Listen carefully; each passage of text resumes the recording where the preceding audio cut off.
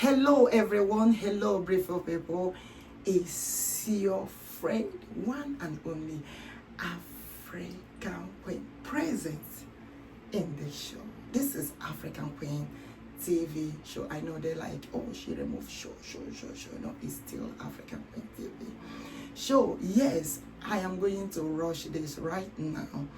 I know you all have been looking for me, like, where are you, what is going on, this and that, but I want to let you all know I have been with Biafra Igbo Cherubim Family TV because we are talking about the coming of Biafra. So from God Almighty, I have the project that I'm doing for God Almighty. That is the reason why you all haven't been seeing me. I will be back. I know last time I told you all that I'm back, but I will be back again as soon as we get everything done concerning the project of Biafra nation, the coming of Biafra. Please don't be offended. I'm still your one and only friend, Adandibo, Ada Biafra, the African Queen, the girl from the ancient kingdom. So my people, please don't get offended. And there's so many things I will be doing, and it's gonna be things of the Lord, because the Lord don't want me like doing something else that is not of Him. He don't want me going here as my girls. I said them my girls and living the things of the Lord, you know.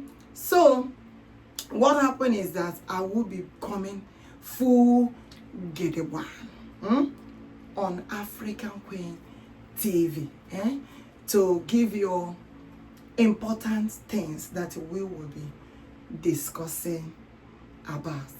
But let me give you one hint. O mewo ya Chineke m nefe mewo ya Jehovah Shammah no mewo ya O mere ya n'oge ya Imana Chima gọziwo m O wụsawo m amara nke Chineke awụsawo m Anointing of God have touched me O mere ya n'oge ya asị gị Chime mewo ya O mewo ya Oke mmụọ ala Igbo mewo ya Chi ahụ nefe no mewo ya Odogwa kataka no mewo ya Chi ahụ njanyisi no mewo ya Ọdụm egwu Juda no mewo ya Amadi John niile no mewo ya Hey, onye na wụsa mamara ya I said, let it shine upon me, the blessings of God shine upon me, anointing of God shine upon me, favor of God, oh, shine upon me, blessings of God, oh,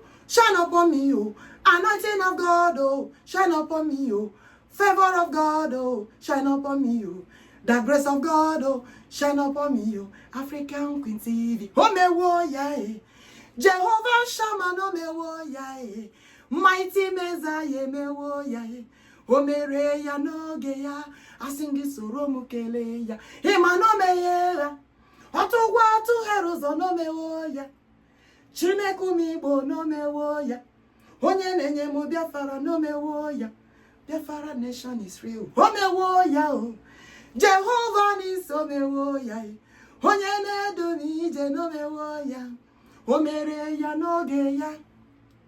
Do you know one thing? Only Him can do what no one can do for me. Imanobu ya neme ihe nekwego mume. Obuchi neme ihe nekwego mume. That's why I call Him Horogu Naga. Oke mokarire no moe. Ozuru mba niile. Ọha ndị ike asimi mewo ya. Chime mewo ya. O mewo ya. Alpha and Omega no mewo ya.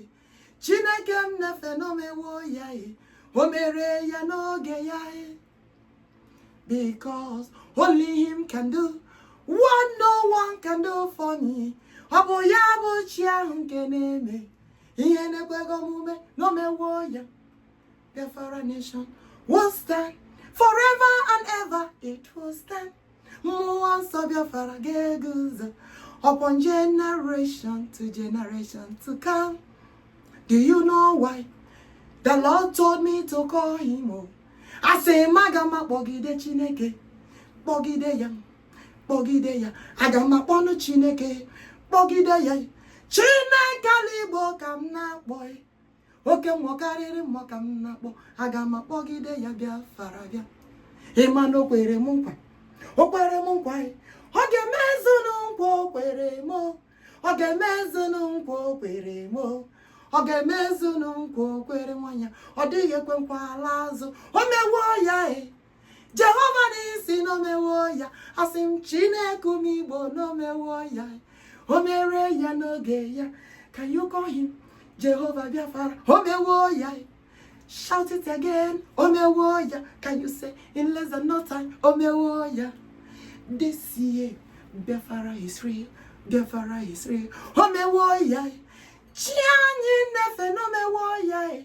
Oke mwali bo no mewoya.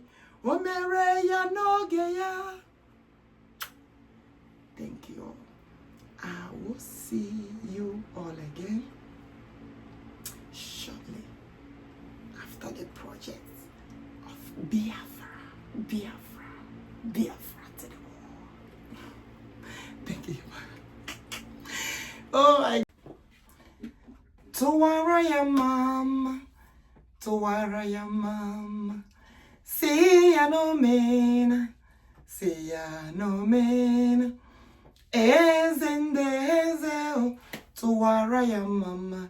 Can you say no ya no mena? See ya no mena, oh. See ya no mena. See ya no lola. See ya no lola. EBUBEDIKE towara ya mama. Kanye see ya no mena. See Jehovah no mena, oh. See ya no mena. Ezi na chiwanine towara ya mama. Eze Jesus, towara ya mama. Can you see ya no mena? See ya no mena, onyuku no baga, ihuna no mena, oh. See ya no lola, towara ya mama. Eze, towara ya mama. Can you see ya odogu kabunaga? See ya no mena, no. See ya no mena. See ya no lola. See ya no lola. EBUBEDIKE towara ya mama. See ya odogu kobunaga. See Jehovah no mena, oh. See ya no mena. Alpha and Omega. Can you see ya no lola? EBUBEDIKE towara ya mama. Can you say no ya no mena? See ya no mena, oh. See ya no mena. Eze Jesus, see ya no lola. Ezi ya na chihuwa. Almighty Johanine. Sirim ya no mena. Can you towara ya mama, oh. Towara ya mama. See ya no mena.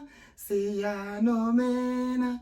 EBUBEDIKE towara ya mama. Toramunya odogu kobunaga. See ya no mena, oh. See ya no mena.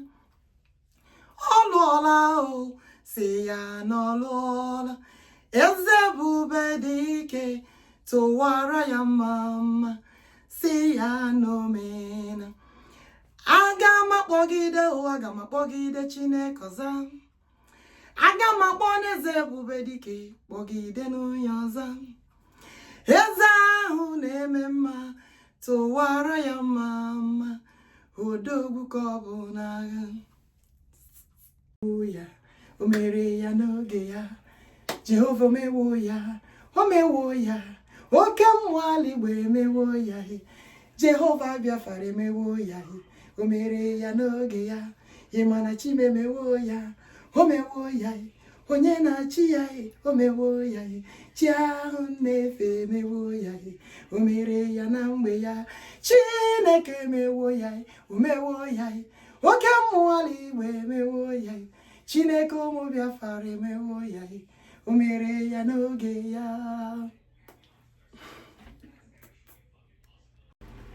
Who can battle with the Lord? Who can battle with Messiah? Who can battle with the Lord? I say nobody. Who can battle with the Lord? Who can battle with Jehovah? Can the world battle with Messiah? I say nobody. Nobody battles with the Lord. No one battles with Jehovah. No one battles with Messiah. I say nobody. When the Lord speaks, that's the final. Who can battle with the Lord? Oh, all power belongs to God. Oh, all power belongs to Him. He is the leader of the leaders. Who can battle with the Lord? Oh, who can battle with Messiah? I say nobody. Who can battle with the Lord? Oh, can they walk battle with Messiah? Can they battle with Jehovah? I said nobody. Nobody battles with the Lord. Let them listen to message. The message from the Lord. The message of the Holy Spirit. To liberate the people. To save the world. To protect the nation. The God of communities. Who can battle with the Lord? Can they walk battle with Messiah? Can they battle with Jehovah? I say nobody.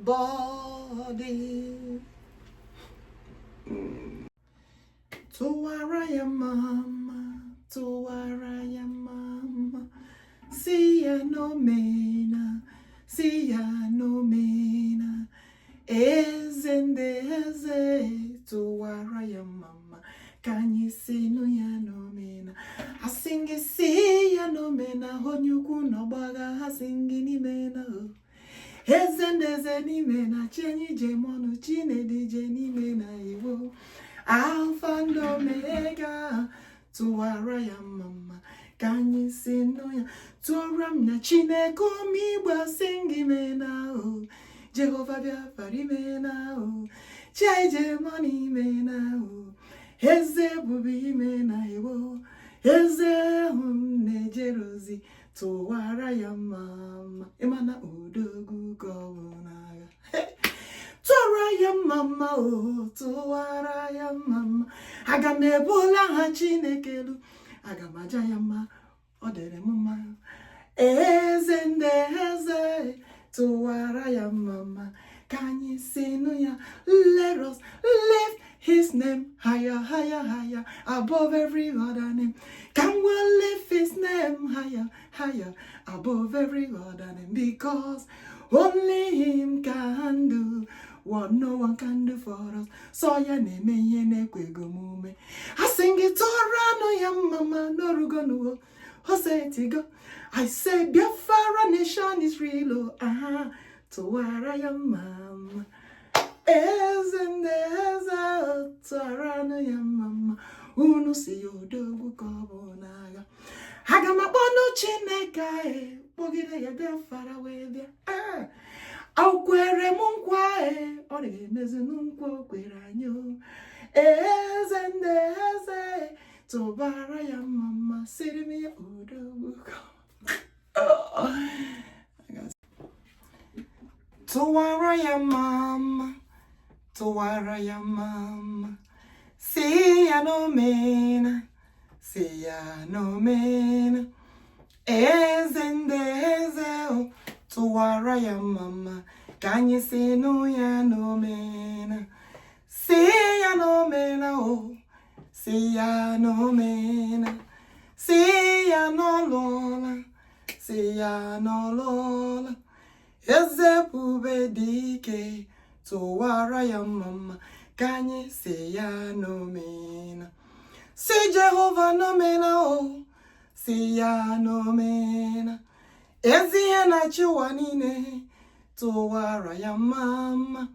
Eze Jesus tụwara ya mma ka anyị si ya n'omena si ya n'omena onye ukwu n'ọgbagha ịhụ na n'omena o si ya n'ọlụọla tụwara ya mma eze ndị eze tụwara ya mma ka anyị si ya odogwu ka ọ bụ n'agha si ya n'omena no si ya n'omena si ya n'ọlụọla si ya n'ọlụọla eze Ebubedike tụwara ya mma si ya odogwu ka ọ bụ n'agha si Jehova n'omena o si ya n'omena Alfa na Omega ka anyị si ya n'ọlụọla eze Ebubedike tụwara ya mma ka anyị si nụ ya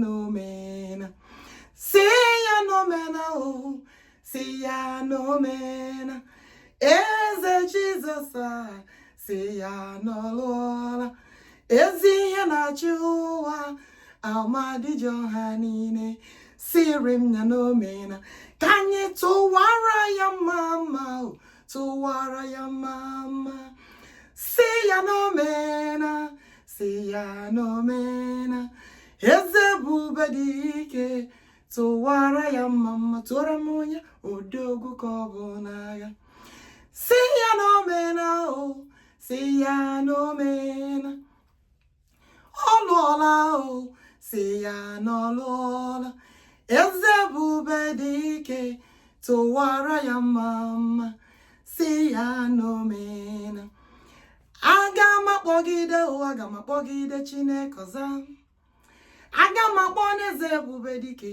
kpọgide n'onye ọzọ eze ahụ na-eme mma tụwara ya mma odogwu ka ọ bụ n'agha